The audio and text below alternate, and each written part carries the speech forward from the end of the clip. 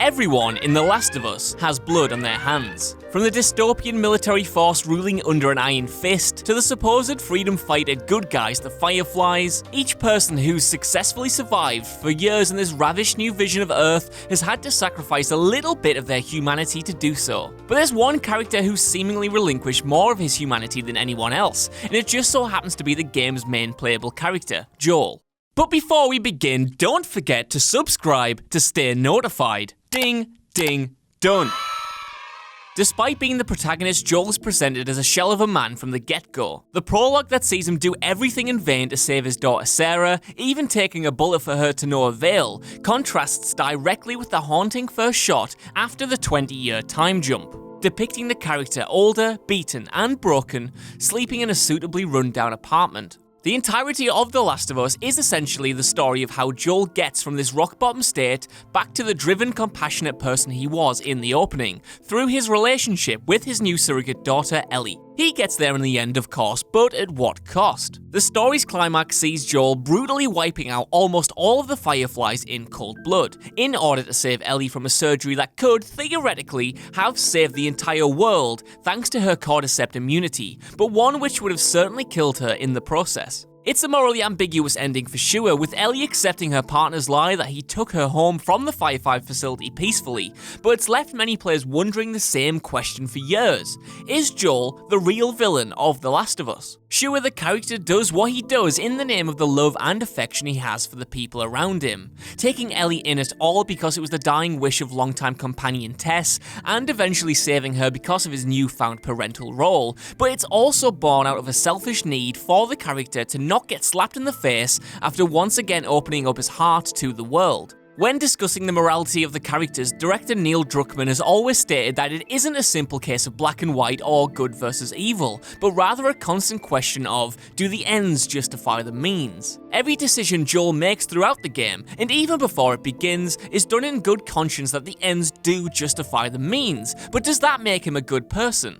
It's made clear that Joel and his brother Tommy spent years at the start of the apocalypse murdering, torturing, and stealing from others just so they could survive. In the character's eyes, these blatantly evil acts were justified because it meant he didn't lose his brother to a harsh new world. But there's a dual reason behind his extreme actions. Obviously, Joel wanted to keep his brother alive because he loved him, there's no doubt about that, but he also resorts to such violent protective measures because he couldn't afford to lose anyone else close to him after Sarah. The narrow view to survive at all costs made sense to him, but Tommy quickly realized that sometimes the cost wasn't worth it. The horrific things Joel made his brother do in order to survive made Tommy not only resent him, but also himself, prompting him to join the Fireflies to atone for past sins. Joel's actions allowed the two to fight another day, and while that's enough for him, it clearly broke Tommy, who actually went on to do far better without his brother. By removing himself from the kill or be killed lifestyle, he actually found everything he couldn't have with Joel: a family, a community, and stability. He's got something to fight for, something which Joel has been lacking for years. Also, how is this militant rationale that the ends always justify the means any different from how the Fireflies approach things at the end of the game?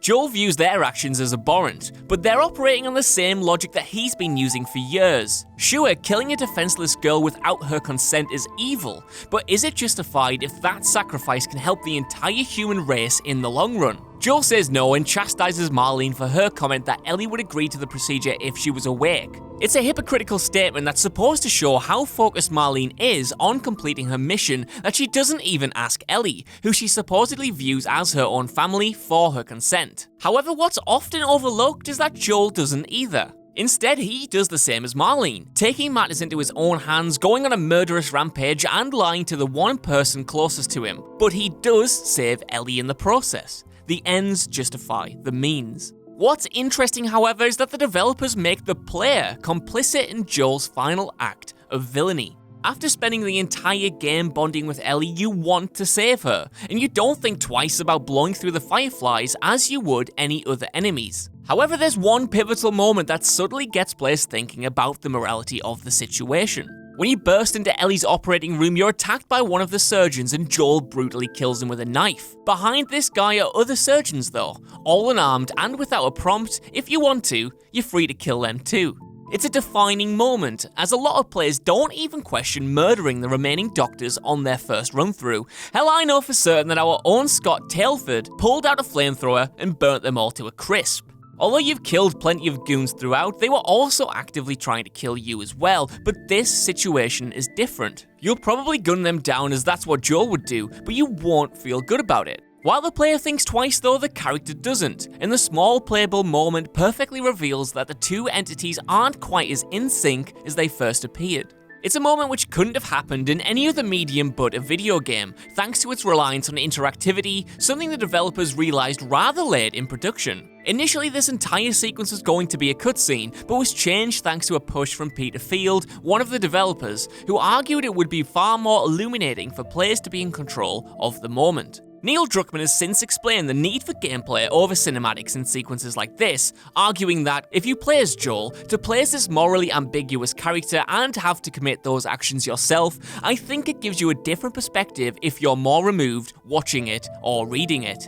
To commit these acts yourself, you better appreciate the weight of them, and it uniquely offers the opportunity for a touch of dissonance between the player and the character.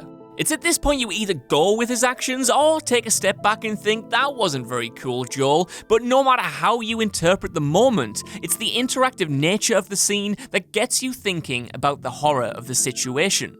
In the world of The Last of Us, there are no clear right or wrong answers, and Joel's entire character is emblematic of that complex predicament. He kills, he tortures, and he dominates other survivors for reasons everyone can empathize with. He wants to save the people he loves. He wants to make sure they can survive this harsh world, and he doesn't think about what the moral cost might be to achieve that. In his eyes, sacrificing his humanity is justified, but the salient issue that muddies these good intentions is simple. It's all born out of selfishness.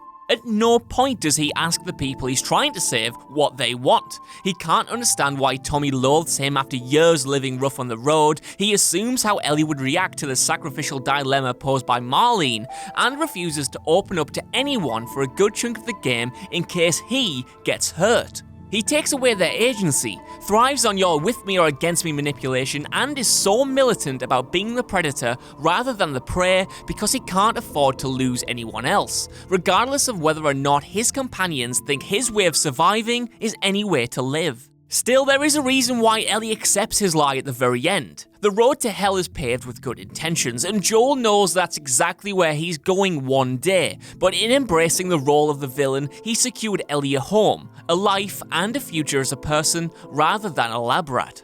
The question is then, do these selfish reasons and justifications make him evil or more human? Hey guys, thanks for making it to the end of the video. Aren't you a star? Don't forget to subscribe below, and also the people who made this video, they're right here, so go and follow them and give them some love. If you want to see more content, there's probably some stuff flowing up above my head. Why not check it out? It could be fun. I'm not your dad.